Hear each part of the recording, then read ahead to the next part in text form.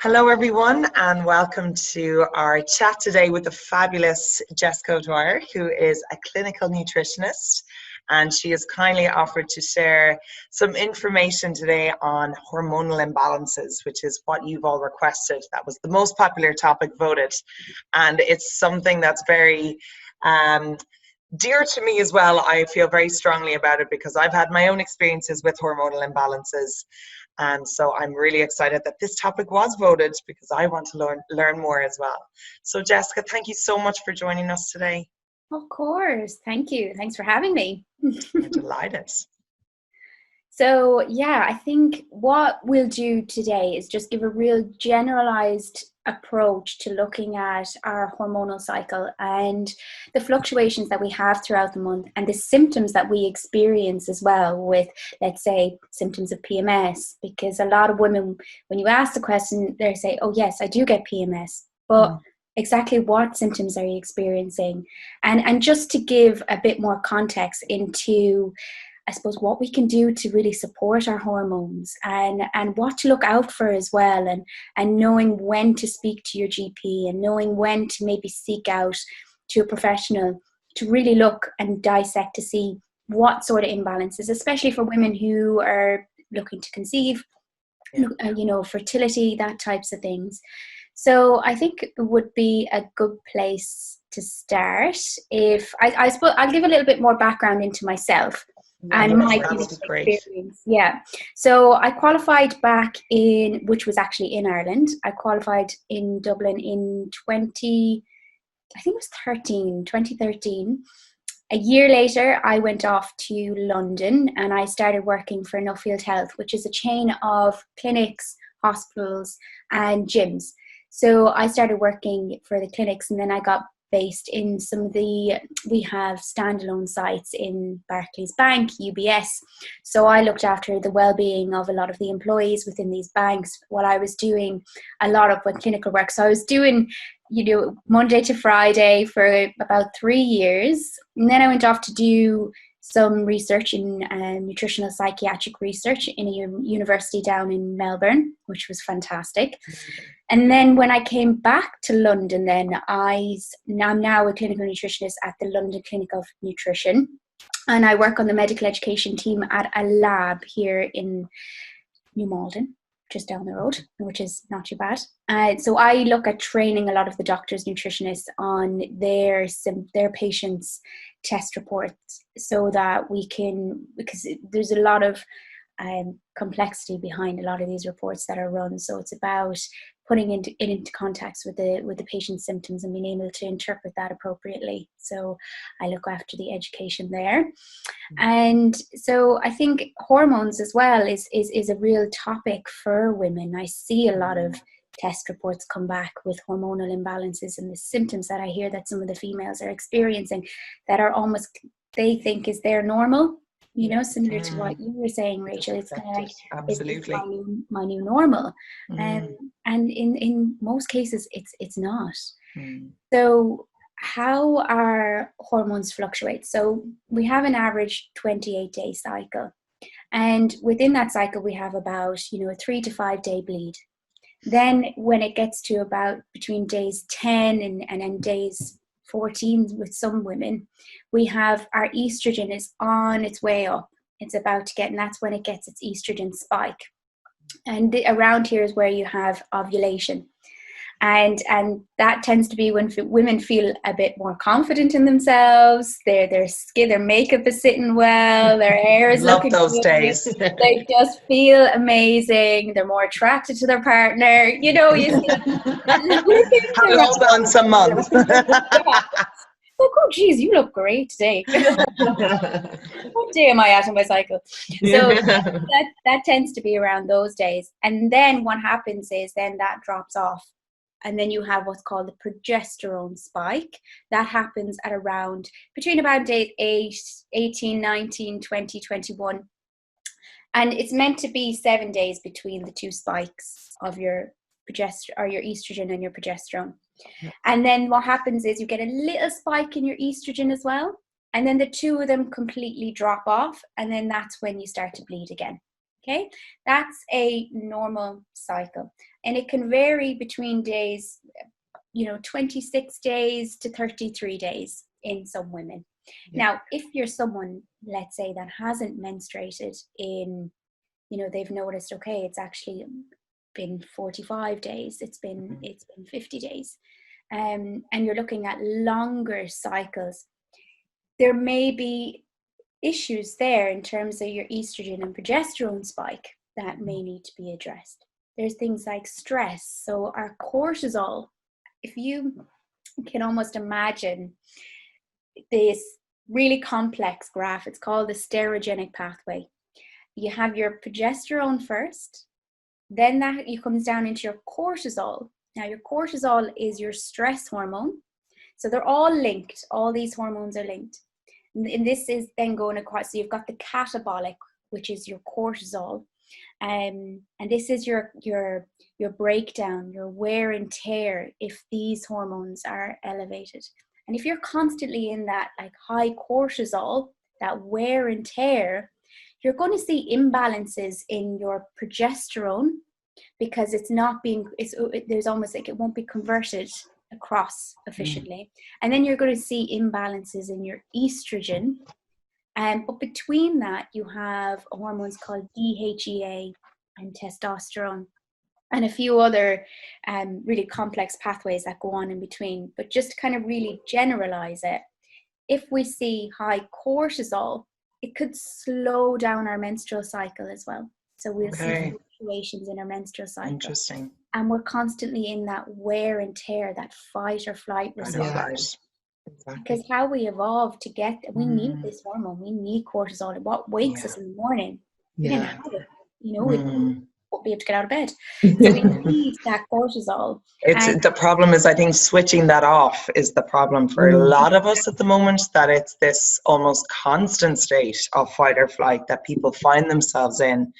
And it's like it's so much stress in the body, and as you say, it affects your hormones so much. It has that knock-on effect. But even when you said that about like the longer, so like my average cycle would be like 40 days to 42 days, and I just kind of thought that was normal. I was like, oh, that's just how I am. But now after listening to you, I'm like, okay, there has to be something there. Maybe I need to look into that, because it's not normal. It's very hard for me then to judge, because I use the Flow app, so like log my period dates and stuff, trying to be able to see what state, what phase I'm in. But it's so different every time, every month it's different. So yeah, that's interesting actually to look into. And not a lot of women track their cycles. Not a lot of women actually know that it's gone beyond those days. That's the thing. A lot of my patients I'm saying, I ask them a question and they can't answer it sometimes. They're like, and it's your own body, like it's insane. And I was like that as well. I was never, until recently when I started learning more about the body as well. But it's funny how you're just like, this is what happens to you once a month, accept it, get on with it. Like, but it's your body. Like you should know exactly what's going on and also, why you're feeling this way or whatever. Yeah, and like I think it is, as you said, it's very important to track your cycle. For me, I wasn't, and I haven't been for years, and I've always experienced irregularities with my periods, and my cycle was just never regular. And still to this day, I'm waiting for it to balance out. But it is very handy. It's a great tool to be able to just, if you're going to visit your doctor or nutritionist, whoever it may be, that you can say, okay, this is, when I had my last period or when I had my last ovulation or whatever it might be. And you can see how many days in between. So it's a really useful tool. Exactly. Exactly. And really staying on top of that as well. And when you get really in tune with your menstrual cycle, you can really start to pinpoint crucial dates that may have caused a fluctuation, and you learn so much more about even your own stress response, because we can turn on that cortisol, that stress response, just by thought alone. Just by having a thought of an experience or something that's about to come up, we can actually turn that response on. So it can so easily be, especially in the recent months, I've been seeing a lot of women that have been saying, I haven't menstruated since March. And this high cortisol, this high stress. Now, they may be coping with it fine from a psychological perspective. They say, no, I cope with it quite well.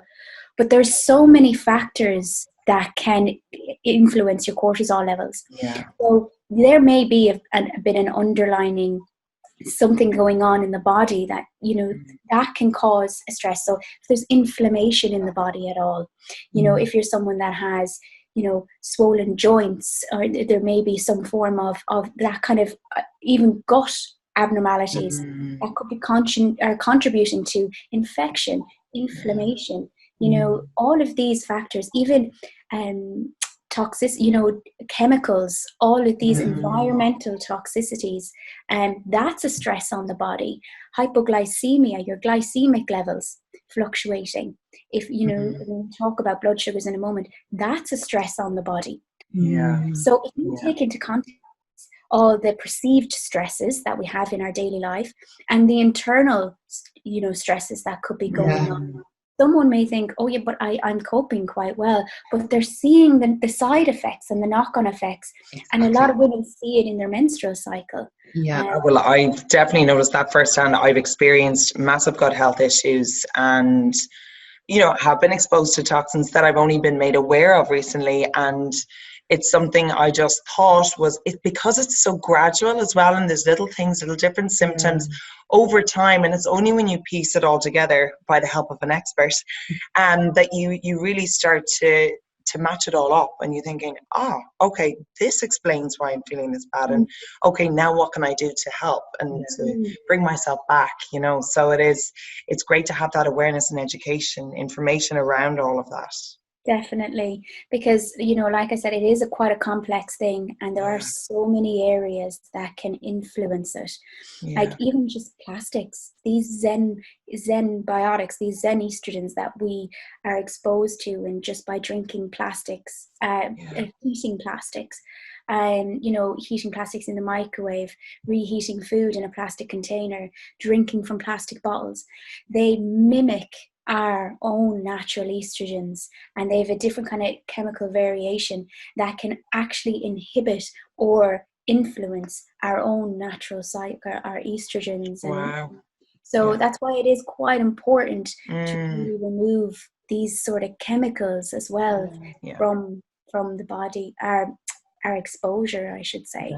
And just all down to education, just being able to educate yourself on what is going to affect your body. So even just drinking out of a plastic water bottle, you're going to think twice about that now. People are obviously becoming more aware of it because of environmental reasons, but if it's damaging the environment, like your body is your environment. Exactly. One. So what are you putting in there? What are you littering it with, What are you putting on your skin? A woman can put 150 chemicals on her skin before she leaves her front door in the morning. Jesus. And all of these chemicals can have adverse effects on our body. That's why it is important to look into, if you do fit in this category, to address these areas as well. And again, I am, speaking a bit generalized, because there is a lot of individual work that does go into certain, women's experiences that you does involve deeper investigations, but these are things that we can do at home, that we can just look at. Okay, I didn't realize I was actually reheating my food in a microwave with plastics most of the day. Or those instead of just putting it on a plate, something more, it could be something so simple that you think, oh, it's fine. But even just knowing that alone is like, that's an easy fix. You can do that, no problem. Because it's sometimes it is really a handout I have that I give to a lot of my female clients, just identifying a lot of these names and being familiar with them, so that, and looking into organic and chemical-free skincare than what you put on your skin, and even the deodorant. I cannot remember the last time I used a kind of an aerosol, those types of roll-on deodorants. It's, and okay, there is a lot of women are like, but I can't deal with the natural one. It just doesn't do anything for me. But again, it's really about just removing what you can, trying to address and rebalance what we can. Because if you are someone that, there is quite an odorous smell from your BO, or I must say, your body odor, around, like when yes, then you're looking at toxicity. You're looking at, okay, exactly. It's all kind of, you need to kind of, you're going back to the why as well. You really have to be more intuitive with your own body, don't you? It's all about practicing that intuitive way of reading yourself. Could I ask a question, just because it's such a popular topic, and I know a lot of my girlfriends and, you know, a lot of women I've spoken to suffer a lot with PMS. Can you explain what PMS is and like the PMS symptoms, basically? So there's about 150 symptoms of PMS. Now, I could list them all out, but a lot of the symptoms are around, mood, depression, anxiety, and a lot of them experience it that week before you're about to bleed.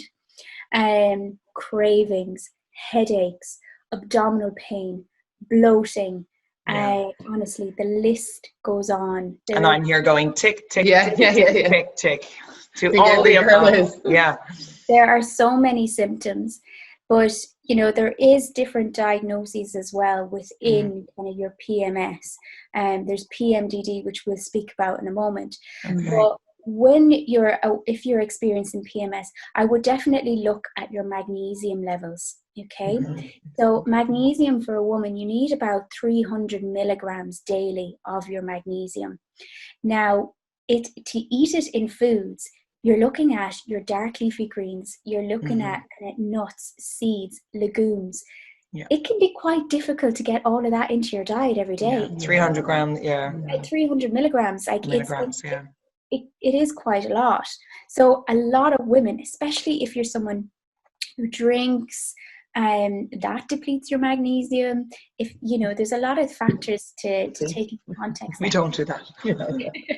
that can actually deplete your magnesium. So looking at eating foods that are rich in your magnesium, and potentially looking at supplementing. I was going to ask, would you recommend a supplement? So specifically around it's the magnesium citrate, because you can get loads of variations of, you can get magnesium oxide, glycinate, you can get different variations of magnesium. So looking at magnesium citrate, that's CIT or ATE, is it? Okay. Vitamin A has also been shown to relieve PMS symptoms. It's been associated with increased estrogen levels. It's your powerful antioxidant. It can also help combat stress and fatigue. So there are specific nutrients that we would take into context when evaluating PMS. Interesting. Vitamin E as well. That actually helps symptoms with anxiety and headaches, again, fatigue, depression. But exercise, even yoga is fantastic for PMS. It really is. For me anyway, I don't necessarily experience PMS symptoms, but I used to. And they used to be so debilitating that even my partner would realize when I'm about to. It was that obvious. It's funny. I can only do yoga in the week before and the week that I menstruate, I'm bleeding. And then afterwards, when I'm at my estrogen spike and my progesterone spike, that's when I would take in other variations of exercise as well. But yoga, the way it works, and I'm sure a lot of your members are aware of this, is how it can really rebalance your nervous system. And these are your nerves. This is what communicates. This is how our body communicates with our organs. And it's really important to really try and support that as best you can. So that really helps relieve the kind of muscle and joint pain as well. It helps with the tension, headaches, the lower back pain if you're someone that gets the lower back pain, and the bloating. It can really help with the bloating. That's a very common symptom, bloating, and I experience that as well a lot myself. But I know from talking to friends as well, they get very bad bloating around certain stage in their cycle. So is that a common one? Even things like child's pose can really help with your bloating.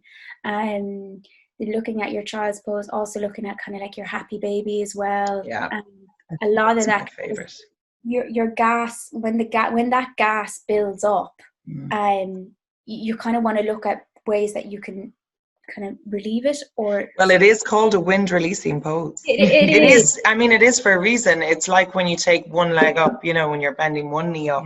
In Bikram, they call it your wind releasing pose. So there is method to the madness, you know, and it does. And if I ever, you keep coming back to the mat. And I know when I experience that chronic bloating, when it's actually so painful, I'm always either in child's pose or in a happy baby. That's the only way I can kind of come out of it.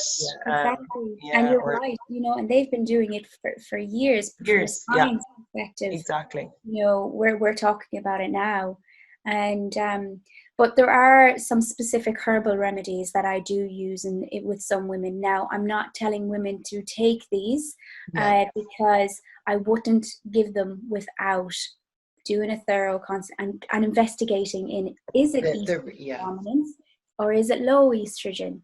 Is it your progesterone dominance, or is it lack of progesterone? So there's certain herbs like black cohosh that helps balance estrogens, and then there's chasteberry that's been proven to raise your progesterone and facilitates that progesterone function. Okay, great. And so with when you're looking at, okay, so how would you know if you're someone that it's cortisol, I'm cortisol dominant, that could be impacting my hormone cycle? So a lot of the symptoms that women with this kind of, as I should say, like cortisol excess, so they would experience symptoms like sleep disturbances, so difficulty getting to sleep, fatigue, weight gain around the waist, loss of muscle mass, thinning of the skin, and you'd see things maybe in your bloods like elevated triglycerides. You may experience things like irritability, anxiety, and heart palpitations sometimes. Obviously, there's the psychological stresses, but a cold body temperature, sugar cravings, low libido, hair loss, acne, nervousness. They're the kind of symptoms of cortisol excess. Okay. And so if you're someone then that maybe it could have impacted your progesterone levels then, and you had progesterone deficiency, you could be more prone to getting things like candida infections, fibrocystic breasts, hair loss, anxiety. So a lot of the symptoms overlap. But this is why there's so many different hormones that you need to address, whether it's excess or deficiency, before going in with really the therapeutic. Of course, you need to go. It's so individualized, isn't it? It can be very individualized in that context. And then women who get kind of estrogen excess then do get a lot of the mood swings, tender breasts, water retention, nervousness, irritability, sleep disturbances again, uterine fibroids is not, as well as you kind of have your breasts with the progesterone deficiency, and then you can get things like weight gain around the hips if you've estrogen excess, and really heavy periods can be. So that's just to kind of touch on the different variations that you can have in your symptoms with hormonal kind of fluctuations. And you mentioned before, Jess, sorry now to interrupt, about looking at depression around your hormone, your period. Is that something that is quite common, that maybe people think, oh, I'm on my period, I'm down, but it could be something that it's like, no, that's actually an imbalance, that it's not just because of your leading up to your period days? Because there are times where it mightn't be every month, but I would never call it like a depression, but I do get really down, or like the heart palpitations set in, and that anxiety, and the thoughts just go to a different place, and it's just so not me, not my usual self. So I'm like, and then I have my period, I'm like, oh, that was why. But it's an awful feeling. So if there's ways to help that would be, So again, looking at magnesium deficiency and checking your thyroid. Okay, so they would be two areas to look at, because at least 85% of women, menstruating women, have at least one symptom of PMS as part of their monthly cycle. But what a lot of women don't know is, so we have the chemical messengers, which are hormones such as estrogen, progesterone. Then you have, so there are chemical messengers, that's a hormone. We have our neurotransmitters then. So these are things like your dopamine, your serotonin. Okay, so your dopamine is your happy, or your serotonin is your happy hormone, and then your dopamine is kind of like your motivation, your go get it, your kind of that type of neurotransmitter, I should say. But up to 90% of our neurotransmitters are made in the gut. So our serotonin is actually responsible for the motility of our gut. So whether our gut moves or not. So another thing is, so I'll talk about that in a second around kind of gut things to kind of look out in that context. But what a lot of people don't know is our estrogen increases our serotonin and its availability, and that's what makes it kind of responsible for the motility in the gut. But our progesterone it promotes our GABA neurotransmitter, which is our anti-anxiety relaxing neurotransmitter. So if you see low levels of progesterone, it can cause things like constipation.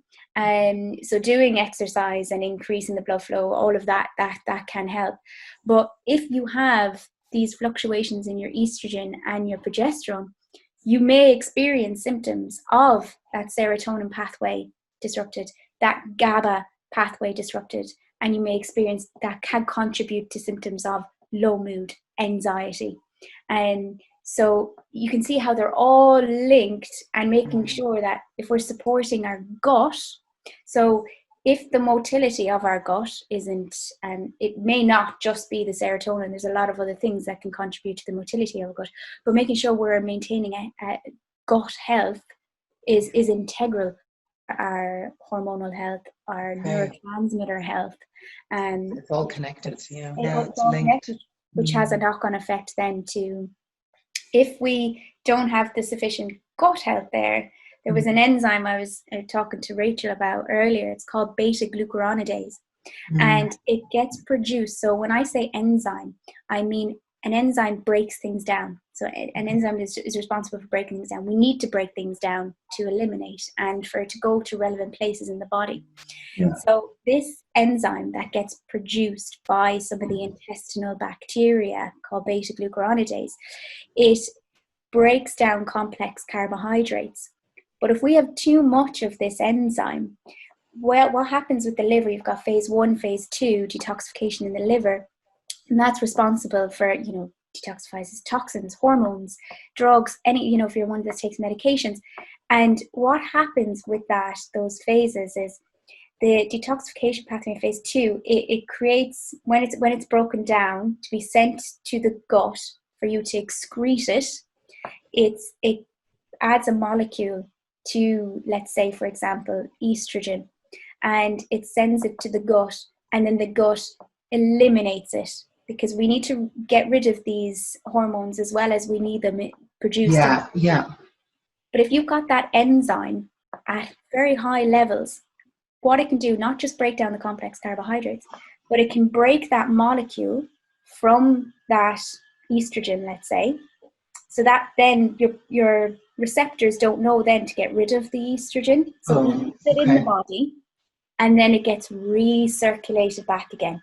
So it can contribute to things like estrogen dominance.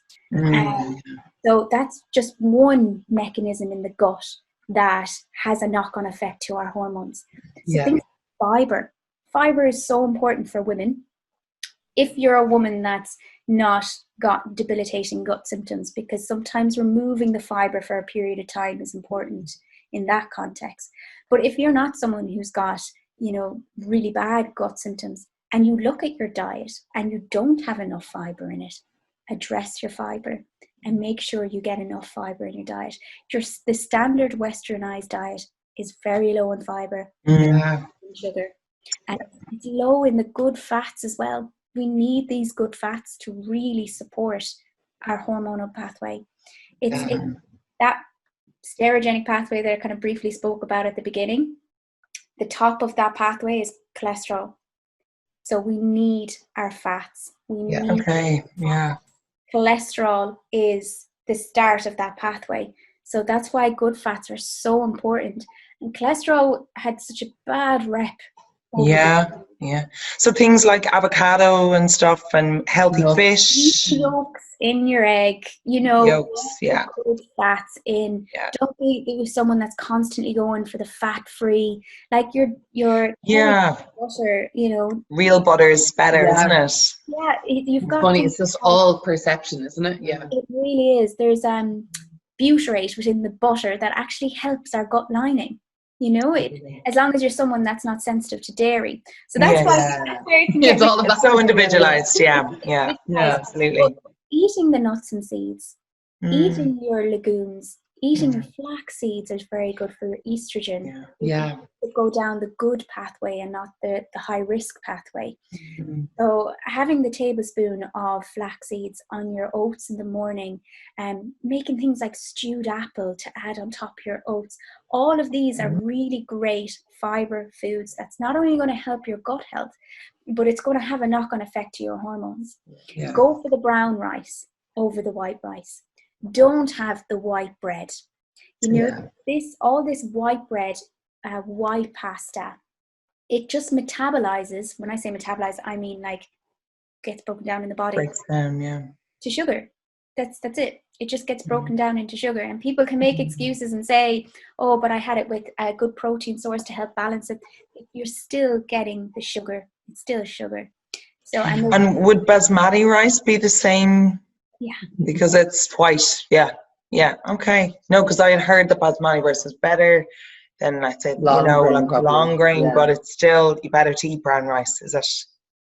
Yeah. Brown rice, black rice, the wild rice. I think like the Tilda brands, they do really good variations. Yes. Yeah, we have those. The microwave. Longer to cook, but it's worth it. Yeah. So see there now, Hannah, you said the microwave packets. Yeah. There's your kind of plastics. Yeah, exactly. Now, what you can do there, that Zen estrogen that could be within that plastic and heating and going into the food, you could just, let's say, still use that rice, but put it in a pan maybe and just heat it in the pan. Yeah, exactly. Chop up a load of vegetables, put it on a low heat with some olive oil on the pan, and then put the rice in on top of it. Yeah, perfect. Stick it in the microwave. It all in. Yeah. That sounds good. Sorry, I went off on a real ramble there. No, but it's so interesting. We could talk about this for hours. I love. And even with yoga, so it's all about the union between body, mind, everything that's connected. And even when you're talking about like the stress, the cortisol levels, that you can think you're dealing with a situation or something that happened to you. I'm dealing with it fine, but then your body's coming out in a rash. It's like you're clearly not. Your body's going to react that way. So it's so interesting to learn all of that and the reasons why our body does behave the way it behaves, even with the whole psychological side to it as well. Right. So interesting. Like I think as well with yoga, the whole part of yoga that, that has taught both of us is to be more intuitive, and that is with everything. So it's intuitive with your moods, your energy levels, sensations in the body, intuitively eating what you really need for your body, not leaning towards those. Yeah, exactly. Am I eating because I'm bored? Am I eating because I'm sad? Am I eating because it's raining outside? Or what does my body actually need? And I think it's really about kind of becoming more in tune with yourself, your body, and what it actually needs. That's a really good point that you've made there about eating and that identifying, am I getting these sugar cravings? What stage I'm at? I'm so bad. Yeah, so these cravings, okay, sometimes, yes, okay, so from a hormonal perspective, so our hormones, a woman's body becomes more sensitized to drops in their blood sugars, especially the last 2 weeks of their cycles. So symptoms of things like hypoglycemia are very much like PMS symptoms. A lot of them, like I was saying, overlap. So, it can be your magnesium deficiency. So looking at magnesium when we're looking at blood sugars as well. So if you do get a lot of these cravings within that period, again, back to magnesium, Now, I don't want anyone over supplementing in magnesium, because there is a upper tolerable limit. So looking at that you're getting the right requirements, and doing it through your food as well. But so looking at your magnesium for cravings, but also things like having small meals throughout the day to help keep your blood sugars stabilized. If you're someone, let's say, that in the morning will have a bowl of cornflakes, milk, and they think they're being good by putting a chopped banana on top. Unfortunately, that's going to spike your blood sugars. And then what happens then, you're going to get this mid-morning slump where you think, oh, is it time for my next coffee? That must be why I'm feeling this. Yeah. You get this. So then you have the coffee, and then you get this other spike. So your glycemic levels then go up and raise again. And then what happens then? This drops again. So it manipulates then what choices you make for your lunch. Because you're having these cravings and your blood sugars are dropped, you may feel a bit more irritable. You may feel like almost like hangry, as they say. Yeah. And you may be like, oh, I'd love just a good pasta carby dish.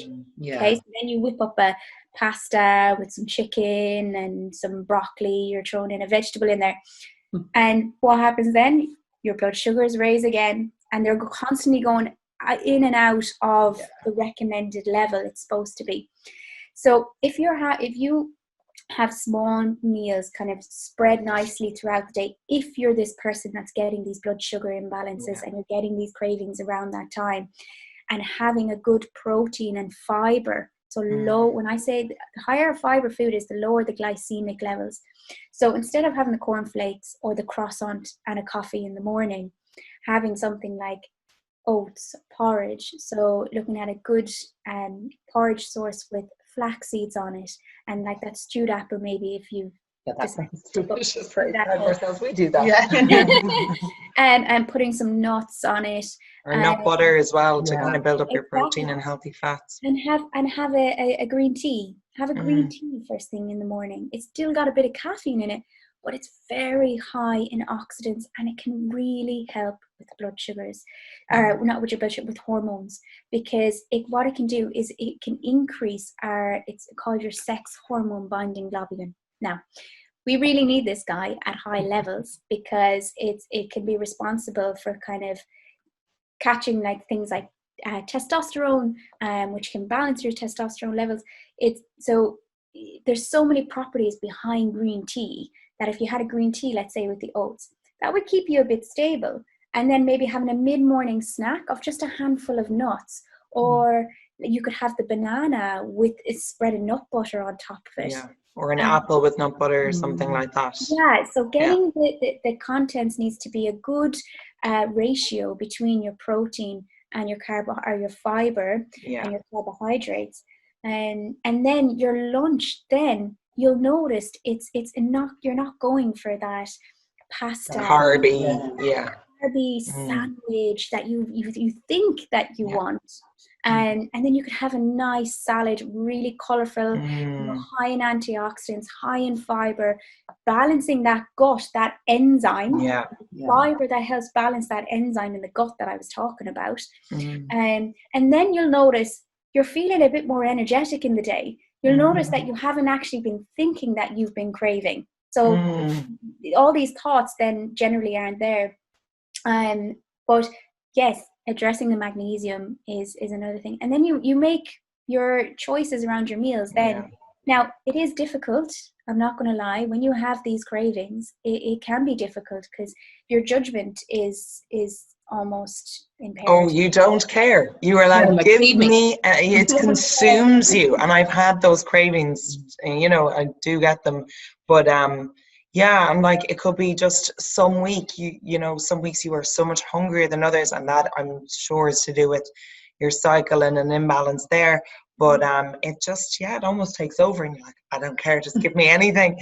But it's good to be in tune with that and kind of recognize, okay, this is not, supposed to be the way. Every, second week I'm having these cravings. All right, there's something going on there. There's an imbalance, or there's, an imbalance in sugar levels or whatever. So it's good to and know. especially if you are that person that fits into the category of progesterone deficiency, and you could be more prone to getting yeast infections. If you have that yeast overgrowth, you don't also have your blood sugar cravings because hormonal fluctuations, but you have the yeast then that's craving the sugar as well, because that's what it feeds off. So it's a hard battle. It's a battle. It's a continuous battle. And then you're just constantly thinking about the sugar then, because you're thinking of trying to not think of it. Because you feel like you're depriving yourself. It's like, oh God, okay, I've held out this long, now I'm going to go hell for leather. So it's an unhealthy kind of a relationship then you build, you know, so it is. Yeah.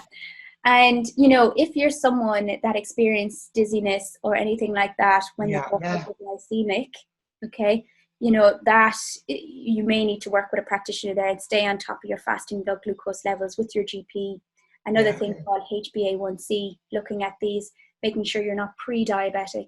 You know, there are areas that if it's, we're talking about it in the context of our menstrual cycle, there are those areas that, you know, if you do fit into that category, you need to go to your GP, get your fasting glucose levels checked, and look at your HbA1c, looking at your, you know, your glucose levels, because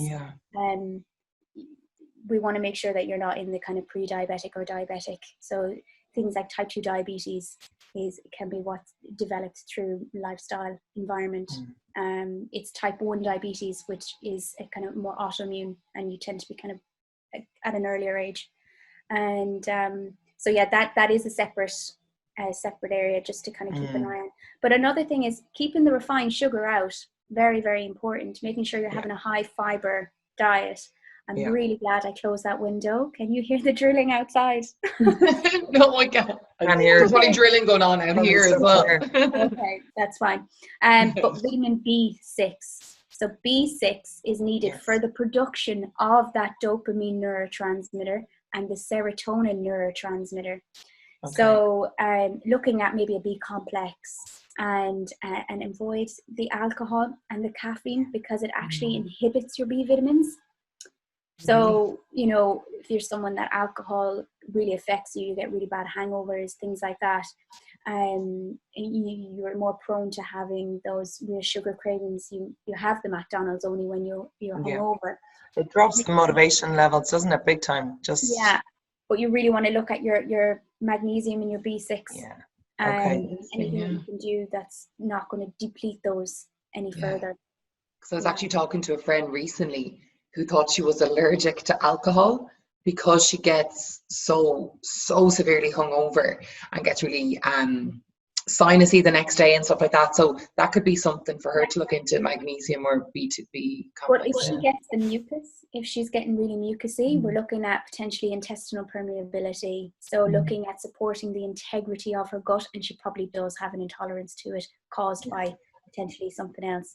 There could be things like yeast, and that yeast or fungal overgrowth that can make you quite intolerant to alcohol, and looking at supporting that integrity of her gut, because her immune system was obviously heightened. And I wouldn't be surprised if she also got, you know, the fear, you know, feeling like really anxious. Relate to that. So in that context, maybe staying away from the really kind of heavy like wines, and having like exactly what she was looking. She's like, what sulfate? Is it like something, the sulfate in the wine? Sulfites, removing them, that's just one thing. But she may be wine that kind of triggers her a bit more, and looking at more of the spirits, road water, clear drinks. Yeah, they all break down to sugar. So this is the sugar again that could be exacerbating things. There's so many names. There's about 200 plus names. And I'm not just throwing these figures out there. There's actually over about 200 names for sugar. And I get people asking me so many times, like, but what about xylitol? I'm like, nope. It's just sugar. Just break down. And I know for me, sugar is something that just does not agree with me as much as I love it. I know it's the one thing, and that's maybe because my gut isn't right at the moment. My hormones are imbalanced at the moment. not for long, hopefully. But it's, it definitely, I notice when I've had sugar, I feel it the next day. In my mood, my energy, the way I feel in my body, it's not worth it. It's not worth it. No, So because when you get those fluctuations and, let's say with the blood sugars, that increases your cortisol hormone, your stress hormone. Yeah. So, you have that cortisol response as well from it. So blood sugars, it is important to, and these are all things that we can do ourselves at home. at home.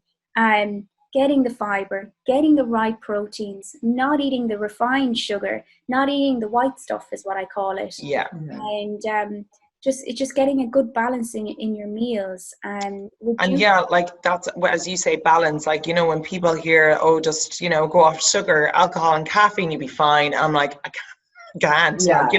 That is unrealistic, so it's, I suppose, as you were saying, everything in moderation and just reducing it as much as you can. And swapping it with something else, whatever it is, and the coffee for the green tea in the morning, first thing, things like that. That's really helpful. That can make such a difference. It really can. Now, like you've just said there, it's not easy. It's not as easy as me just sitting here saying, do this. And that could help. Of course. It takes time, especially the first 2 weeks are the toughest part. So because you're really fighting those urges, you're really trying to get that balance back. So when you get over the first 2 weeks, you get into more of a habit, a good habit. And then it can be a bit easier to be a bit more consistent. The first 2 weeks, you really have to be conscious of it. And you almost need to have little reminders around. But there's certain things that, I do kind of look into, is things like chromium can help, and a cinnamon. Put in cinnamon as a replacement for kind of added sugar where, on your oats in the morning. Even getting cinnamon tea. These all can really have a positive effect on your blood sugars, and looking at good lean protein like your chicken, your fish, your nuts and seeds. They're saying now in the literature that Alzheimer's is almost like your type 3 diabetes. Sugar is one of the, I remember even researching that and, talking about sugar and the effects, and everyone thinks, if you want to lose weight, go off sugar. But one of the top things on there was autoimmune diseases. Alzheimer's was number one, which is very scary, because I know our granddad had it and he loved his ice cream, but that doesn't mean it happened because of that. But if you have this knowledge and information, I think it's up to you what you want to do with it, but it's great to have that awareness around it, to be educated and know, it enables you to make these better food choices. Yeah, exactly. Now, exactly like you said there are, Alzheimer's, all this literature is really evolving, and it's so interesting at the moment. And so it is just things, to really be mindful of, and look at balancing where you can. And if you do, it would be important to kind of just get the blood checks done with your GP. The other side effects can be things like high blood pressure, high cholesterol, your low good cholesterol. So you have your LDL cholesterol and you have your HDL cholesterol. The HDL cholesterol is the good cholesterol. The LDL is the bad cholesterol. And even at that, there's only certain particles within the LDL that's the real bad cholesterol. But things like high triglycerides as well. All of these can lead to things like metabolic syndrome, and you fitting in the category of potentially being pre-diabetic when looking at your glucose levels as well. And but you see things like even thickening of the blood, and Alzheimer's and depression. So it's important to kind of do the right test early. Yeah, absolutely. Yeah. And like prevention is always better than cure. So if you're noticing any of those small symptoms, like so many things you're saying resonates with me. So I'm like, oh gosh, I'm gonna go get checked. But it's just about having that awareness, but also being able to say, okay, I can take control of it now, and it's up to me to deal with it and just prevent something more serious from happening. And if there's so much you can control with your diet, so it's great to have that, and thank you so much for and all also the information. That's so helpful. I think it's also important to recognize that, like, for me as well, my own experience going to doctors with symptoms of low energy and, you know, not feeling myself or in my own body, and having blood tests done and saying, oh yeah, no, everything's normal. And normal was like, yeah, you're on the low end, but it's still normal, so we can't treat it, and you're still going to feel the low energy. And that just wasn't good enough for me. So I was, you know, trying to explore other alternative ways, and to kind of say to people that if you're not feeling yourself, if you have some of these symptoms, to maybe look and investigate into it and do the research and find someone that you connect with that can give you an in-depth, you know, description and research on what it is that you may be experiencing and why. So no, yeah, definitely, because the testing that I do, you know, it's important to say that, you know, I don't diagnose. I'm in preventative medicine. I do functional testing to see what's going on. If I identify any red flags, I work closely with the patient's doctor and then get the doctor to do the right tests, and then we work together to, you know, try get to the bottom and needed by the GP. Because, you know, with the GPs, they get 15-minute windows to my consultations are an hour and 15 minutes of a real thorough conversation, questions, and almost taking a history, a timeline of the symptoms to try and see what the root causes and the drivers are. And then I do the relevant testing to try and find out, try and identify. But if I notice anything or I see anything or anything comes up within the consultation, it's straight to the GP. Yeah. And then trying to get the relevant testing done, which can help with the GP's consultation as well. Because absolutely, you're informing there. But it's a great combination, and it's absolutely both preventive, and then obviously when it becomes more serious, that you understand, okay, there's time now for this medicine, whatever. It's complementary. You know, it is complementary, and I can attest to, you know, the sessions with you. I've had consultations with Jessica, and you are so thorough. I have to say, it's great, but it's so nice to have that amount of time with someone that is actually genuinely interested in learning about, as you say, the root cause. I'm a big believer in a root cause. I believe that there's, you know, symptoms have a reason for it. It's not about slapping on a band-aid. Okay, let's peel it all back, see where it's really coming from. Why is it there? Yeah, absolutely. So that is one thing. You know, being within a functional medicine, that is what we do. That's about addressing the root cause.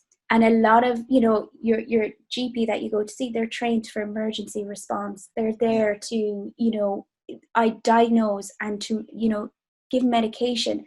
They're not trained to do preventative medicine. They're not trained to say, okay, well, if you eat this, if you eat that. They ethically cannot do that. I like I said, I work with a lot of GPs, and I train a lot of GPs on the functional testing, because here in the UK, anyway, in London, a lot of the GPs are stepping outside of the NHS and using these functional testing, because they still see patients that are like, but I'm still not feeling right, and my bloods may look okay. And then a lot of the GPs would say, you know, I do the interpretation consultation with them, and then I ask them, what are you going to do with this?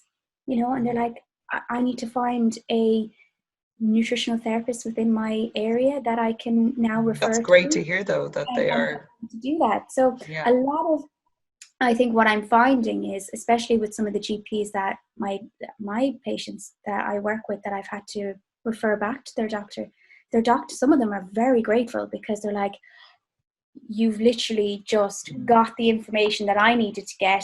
Try get it in sometimes a 10-minute window. I know, they're so busy. They're so busy, and then they know then, okay, I'll do this specific test, I'll do this exactly, and then they can really, really try and dig that. It works both ways. It works. Yeah, absolutely. It's teamwork.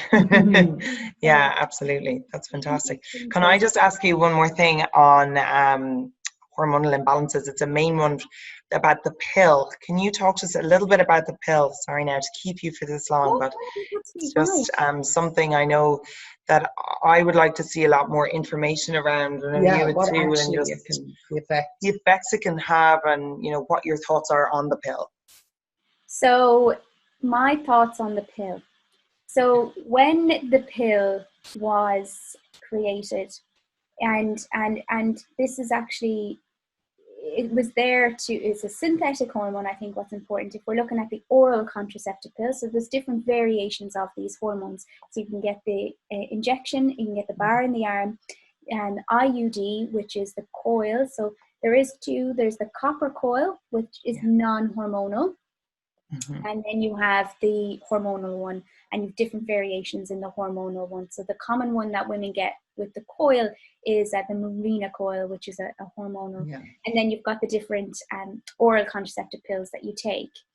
Now, this pill is taking a synthetic hormone. It's not a real hormone. And what it's doing is it's actually stopping your natural production, your natural cycle.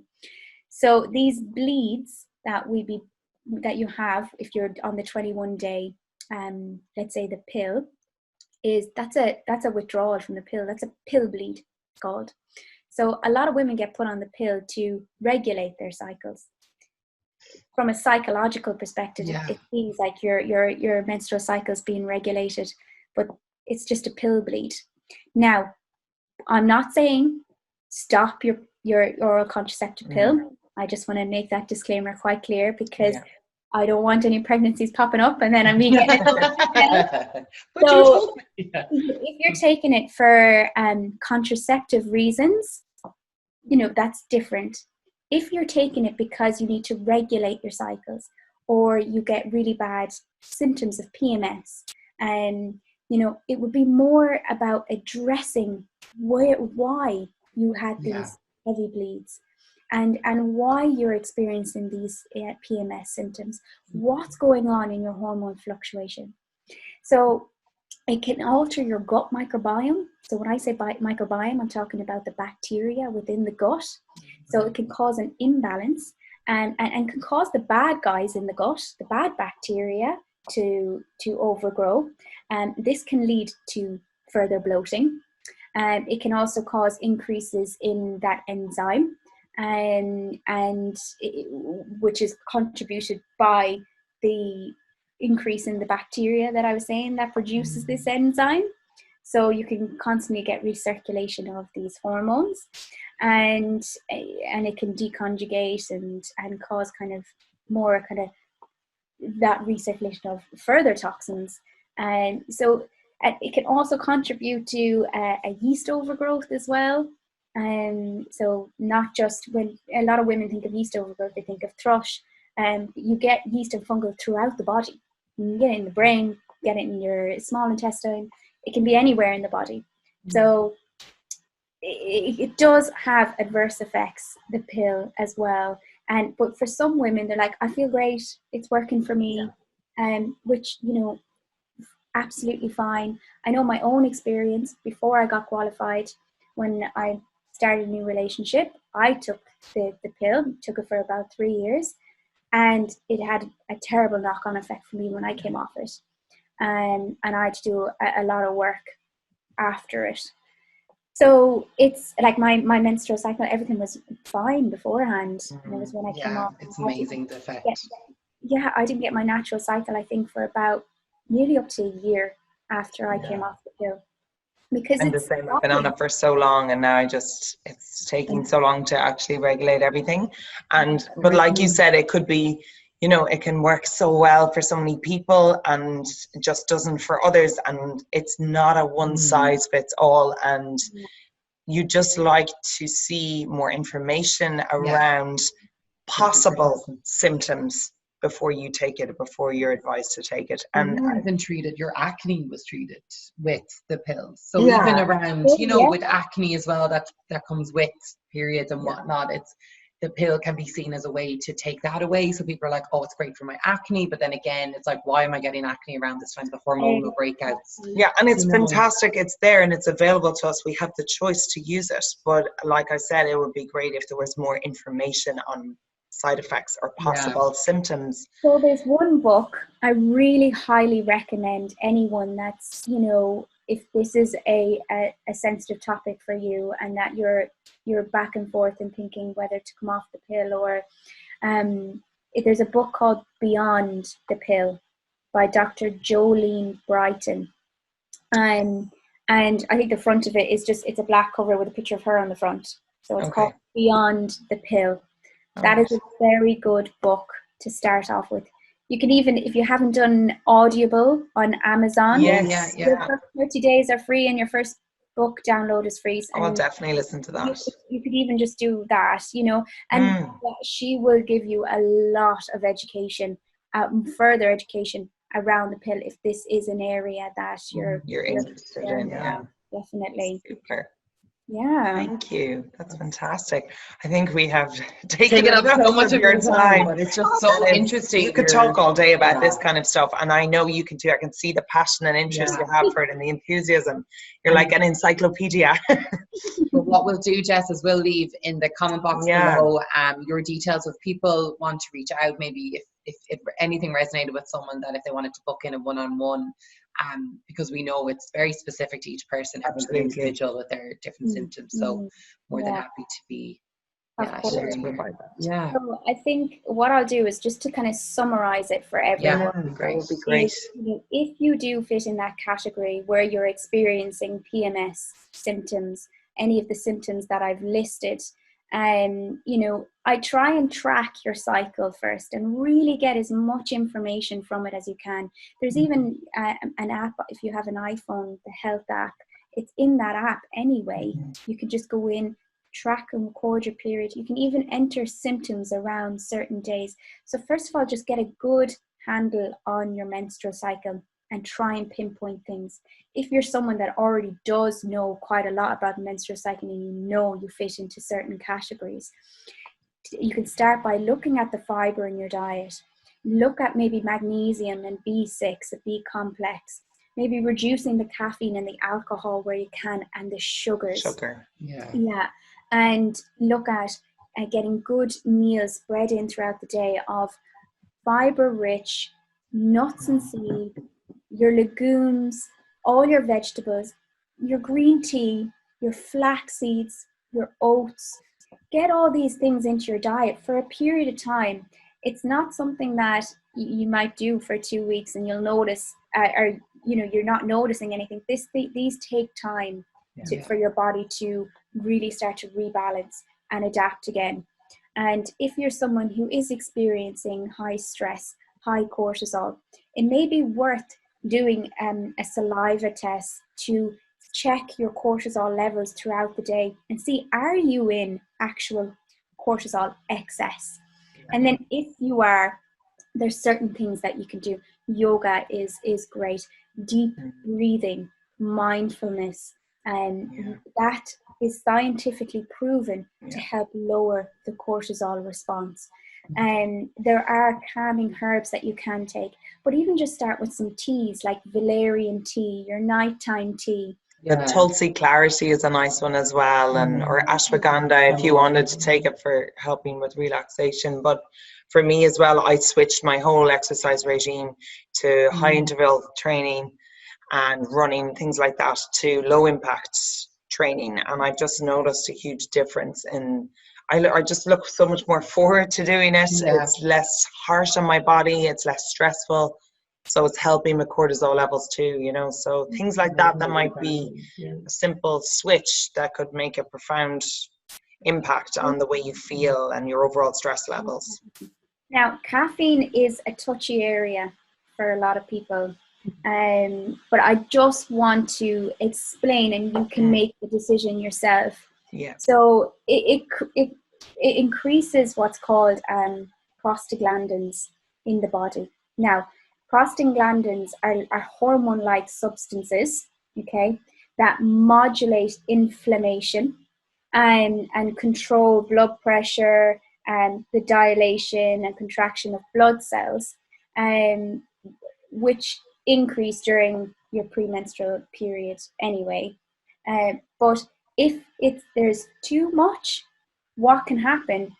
It can cause things like breast tenderness, arthritis, abdominal cramping, headaches, backaches, and it acts as a diuretic. So it depletes the body's potassium, magnesium, B vitamins, vitamin C, and it can cause the release of adrenaline, which can lower your blood sugar levels. But when you get the blood sugar drop, you don't want it to drop too much. So caffeine can have adverse effects, especially if you're someone that gets fibroids. I would highly recommend you eliminate caffeine completely. And that's actually important. And yes, so if you're someone that, let's say, it was used to having 6 cups of coffee, 5 cups of coffee a day because you're so fatigued and you're not sleeping properly, and it's the only thing getting you through the day, you need to maybe look further deep into that. Could it be high cortisol? It's causing you to lack of sleep. Then you could be a mother that's just got a newborn baby. So there is different context. So looking at maybe substituting more onto the green tea first of all, and doing that, because I think people can experience things like headaches, and if they were so used to it for a period of time. So kind of weaning yourself off, lowering it to maybe 1 cup of coffee a day. But I'm not completely against coffee, because coffee is a powerful antioxidant as well. So this is only for the women that are experiencing these hormonal fluctuations. For healthy, just keeping a normal balance, 1 max 2 cups of coffees a day before 2 p.m. because it can take about 7 hours for your body to completely metabolize coffee, and that can alter your sleep. So 2 coffees before 2 p.m. is fine. It's absolutely fine. But if you do fit in the category of blood sugar imbalances, hormonal imbalances, fibroids, then do look at your caffeine. So I just wanted to put that out there because it is. Absolutely. That's great. Thank you for that. That's super. Jessica, thank you so much. That's amazing. So much. That was so interesting. I learned so much as well. It's amazing.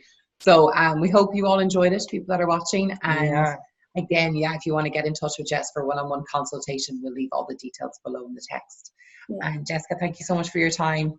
Thank you. And we'll see you soon. Yes, definitely. Okay. Bye.